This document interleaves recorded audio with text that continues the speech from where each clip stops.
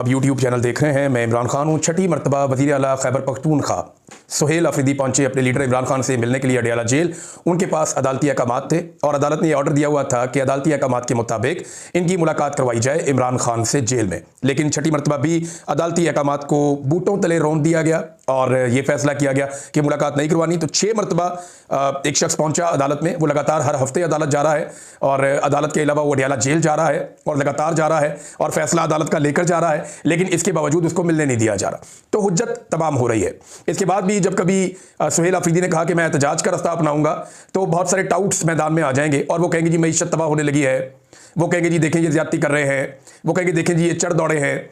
तो ये सारी चीज़ें उन्हें अभी देखनी चाहिए कि जब आप किसी को दीवार के साथ लगाते हैं, आईनी और कानूनी हक आप नहीं देते, जब आप अदालती अहकामात को बूटों तले रौंद देते हैं, तो फिर लोगों के पास एहतजाज के अलावा कोई और रास्ता बचता नहीं है। पूरी दुनिया में ऐसा ही होता है ना, जहां जहां पे लोग एहतजाज का रास्ता अपनाते हैं वो सिस्टम से तंग आकर अपनाते हैं।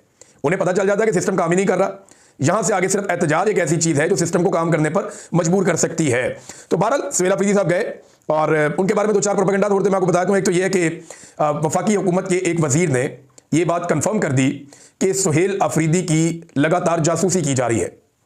यानी पाकिस्तान की फेडरेशन लगातार एक वजीर आला की जासूसी कर रही है। जासूसी करना आज खुद एक नामुनासिब और गलत चीज़ है।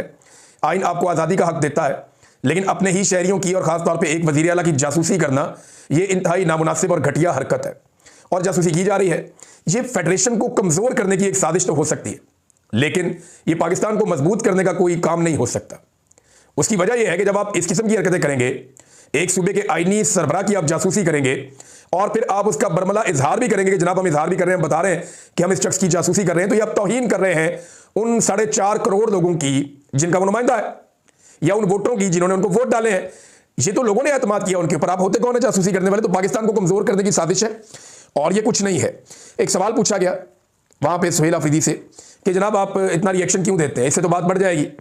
तो रिएक्शन जो है वो हमेशा एक्शन का होता है। तो इस पर सुहेल अफरीदी साहब ने बड़ा अच्छा जवाब दिया। उन्होंने कहा जी देखें, फिर इसलिए तो मैं कहता हूं कि एक्शन बंद कर दें, जो गलत एक्शन लिए जा रहे हैं उन्हें बंद कर दें ताकि हमारी जानिब से रिएक्शन ना आए। और देखिए अभी भी सुहेल अफरीदी ना थोड़ा बैक फुट पे रहकर चीजें कर रहे हैं, अभी भी वो मौका दे रहे हैं मौजूदा निजाम को कि सुधर जाओ। मिसाल के तौर पे ये जो एक FIR सुहेल अफरीदी पर करवाई गई, सुहेल अफरीदी ने उसे नो बॉल पर फुल टॉस करार दिया।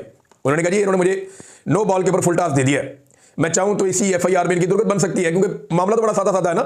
वो कहे आओ चलो मैं तुम्हें मस्जिद दिखाता हूं चल के। वज़ीर आला FIA की टीम को ले और लेकर चला जाए वहां पे, मकामी लोगों को इकट्ठा करे और देखो जी FIA को बताओगे यहाँ पे क्या हुआ था। FIA के अफसरान के सामने बंदे लाकर पेश करें जो बताएं जनाब कि कुत्ते वाली स्टोरी क्या थी और मसाजिद पे कब्जे वाली स्टोरी क्या थी और मकामी लोग किस वजह से एहतजाज कर रहे थे। तो ये बात का बतंगड़ बन जाएगा और बात फिर काबू से निकल जाएगी। लेकिन सुहेल अफरीदी ने कहा जी हम इसको क्वाश करना चाह रहे हैं। यानी मेरी जाती राय थी कि FIA को सुहेल अफरीदी अगर बुलाते और बुला के उनको इंटरव्यू देते और उनको फंसा लेते, बांध लेते और उन्हें कहते जी ये बंदे इनके भी इंटरव्यूज कर लो जरा जाके, और कहते जनाब इन बंदों से भी पूछो कि इन्होंने क्या देखा और क्या हुआ, तो FIA भी फंस जाती है, हुकूमत भी फंस जाती है। लेकिन वो यहाँ पे ऐसा लगता है कि उन्होंने मौका दिया और ये जो नो बॉल पे फुल टॉस थी इस पे शॉट लगाने से सुहेल अफरीदी साहब ने गुरेज किया। एक और बड़ी अफसोसनाक चीज हुई नाज़रीन, ये बहुत ही तकलीफदेह चीज है। देखिए ये जो खैबर पख्तूनख्वा में जरगा बुलाया गया था ना, ये हुकूमत ने बुलाया था और स्पीकर ने बाकायदा सबको इकट्ठा किया था। एक मुल्क के अंदर ना अलग अलग तरह के लोग रहते हैं, अलग अलग शनाख्त के लोग रहते हैं, उनकी अलग अलग सोच होती है और किसी भी जमहूरी मुल्क में इस बात की इजाजत होती है कि आप अपनी अपनी सोच के मुताबिक अपनी जिंदगी गुजार सकते हैं। चंद चीजें जिनको आप नहीं छेड़ सकते वो आईन के अंदर दर्ज होती हैं। मिसाल के तौर पे आप पाकिस्तान की नजरियाती असास के खिलाफ नहीं जा सकते, आप यहाँ पे मजहबी रवादारी आपको रखनी पड़ेगी। चंद चीजें होती हैं जो आपकी लिमिट्स हैं उनको आप क्रॉस नहीं करते। उसके अलावा आप अपना कोई भी नजरिया रख सकते हैं।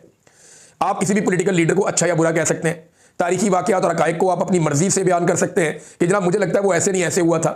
ये डेमोक्रेसी में इसकी इजाजत होती है, दुनिया भर के ममालिक में इजाजत है, हर तरह की डिबेट होती है पूरी दुनिया में। अब ये डिबेट के लिए जब बुलाया गया जरगा में, तो PTM के जो 2 लोग वहां पे आए थे वो कौमी तराने पर खड़े नहीं हुए। मुझे जाती तौर पे इस पे अफसोस हुआ। ये पूरी दुनिया में जाते हैं, आज भी अभी मैं यहां से जाऊंगा, एक प्रोग्राम होगा वहां स्पेशली मैंने उन्हें कहा कि जैसे ही नाते रसूल मकबूल सल्लल्लाहु अलैहि वसल्लम हो तो आपने उसके बाद कौमी तराना पाकिस्तान का जो है वो चलाना है, उससे हमें बड़ी एनर्जी मिलती है, तो अच्छा लगता है, हम सारे खड़े हो जाते हैं। ओवरसीज है जितने वहां वो खड़े हो जाते हैं और कई ऐसे लोग जो पाकिस्तानी नहीं भी होते वो भी खड़े हो जाते हैं। मुझे जाती तौर पर अच्छा नहीं लगा जब PTM के लोग खड़े नहीं हुए कौमी तराने पर, मुझे नहीं अच्छा लगा। लेकिन एक बात है कि क्या उसकी बुनियाद पे उन्हें अगवा कर लेना चाहिए? यही तो चीजें हैं जिन पे डिबेट करनी है। वो बोलते हैं अब नहीं खड़े हो रहे, वो बोलते हैं अब नहीं खड़े हो रहे, हम कहते हैं जी खड़े होना चाहिए ना, हमें रवादारी एक दूसरे की रखनी चाहिए। अफगानिस्तान का कौमी तराना होगा मैं तब भी खड़ा हो जाऊंगा, यूनाइटेड स्टेट्स का होगा मैं वहां पे मौजूद होऊंगा, वो सारे लोग एहतरामन खड़े होंगे, मैं भी उनके एहतराम में खड़ा हो जाऊंगा। हर एक के लिए आपको रवादारी की कैफियत रखनी पड़ती है ना। आप जहां मौजूद होते हैं वहां के लोगों की दिलादारी आप नहीं करते। तो पीटीएम के जो वहां पे दो साथी आए उन्होंने नामुनासिब रवैया रखा, लेकिन उसके बाद जब वो वहां से निकले तो उन्हें अगवा कर दिया गया। अब ये इंतहाई बेइज्जती की बात है खैबर पख्तूनख्वा की हुकूमत के लिए भी और खैबर पख्तूनख्वा के सूबे के लिए भी कि दो लोगों को आपने बुलाया, वो आपकी गारंटी पे आए। यानी जब वो आए जरगे में तो उन लोगों को तो पता है कि उनके साथ पीटीएम के लोगों के साथ हालात बड़े सख्त रहते हैं, इन्हें गिरफ्तार भी कर दिया जाता है, वो बेचारे छुपे रहते हैं, उनके अलग अलग मामला हैं। कुछ लोग उनके मंजर आम पे रहते हैं, कुछ नहीं रह पाते, उनके कुछ लोग जो है माजी में मारे भी गए और कुछ लोग जो है वो बड़ी सख्तियां और मुश्किलात बर्दाश्त भी करते रहे। अली वजीर उनमें से एक है।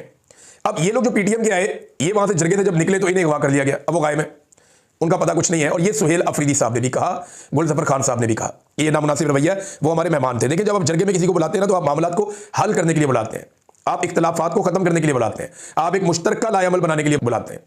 अब वो एक लाएअमल बनाने के लिए आए थे, आज नहीं तो कल वो हमारी बात पे आ जाएंगे, कुछ हम उनकी मान लेंगे, कुछ वो हमारी मान लेंगे, कुछ इंसाफ उनको फराहम कर दिया जाएगा, कुछ वो रियासत के करीब आ जाएंगे। उम्मीद तो ये रखनी चाहिए ना हमेशा, और पॉलिटिकल लोग यही करते हैं। लेकिन जिसके बाद डंडा हो, ताकत हो, बंदूक हो, कहता उठाओ, गायब करो, मारो, कत्ल करो, तो इस तरह तो मुल्क नहीं चलता ना, इस तरह तो डिबेट नहीं होती।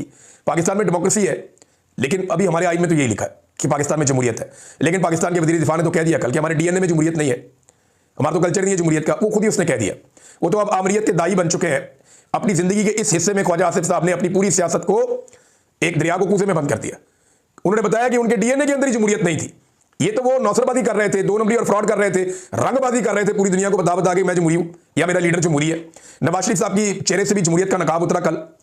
मियां साहब ने कल बड़ी एक्टिंग की, बड़ा शो करने की कोशिश की, जैसे today I am not happy, यानी मैं बड़ा उदास हूं, मेरा दिल नहीं लग रहा है असेंबली में, मैं बात करने के मूड में भी नहीं हूं। बात करने के लिए था ही कुछ नहीं। 3 दफा का वज़ीर आज़म और पाकिस्तान की एक ऐसी पॉलिटिकल पार्टी जो अभी इक्तदार में है, उसका हेड वो आता है जनाब असेंबली में और एक लफ्ज बोले बगैर चला जाता है। बोले क्या, कहे क्या, कहने के लिए बचा ही कुछ नहीं है। और बिला वजह शर्मिंदा होने की एक्टिंग कर रहे हैं या मजबूर होने की एक्टिंग कर रहे हैं। कोई मजबूरी नहीं है सवाए इसके कि इक्तदार की ख्वाहिश है और अवाम का खौफ है।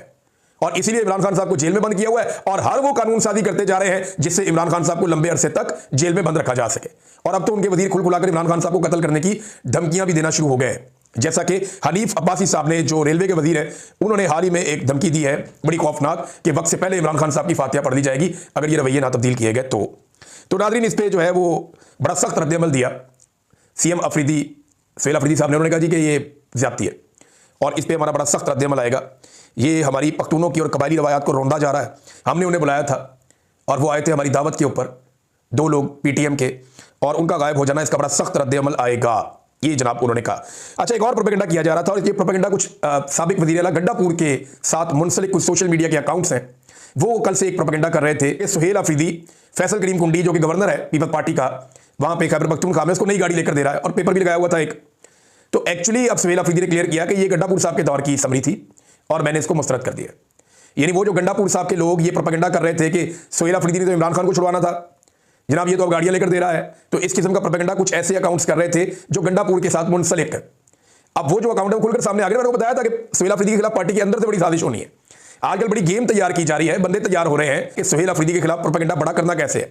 तो मैं अब इतना ही आपको कहूंगा, ज्यादा बात मैं आपके सामने नहीं करता, कि गंडापुर साहब से मुंसलिक ये सोशल मीडिया के अकाउंट्स थे, वो हमेशा उनकी तारीफें करते हैं, उन्होंने ये इल्जाम लगाया था।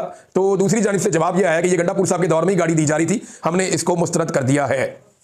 नाज़रीन, बैनुल अक़वामी मीडिया ने कैसे रिपोर्ट किया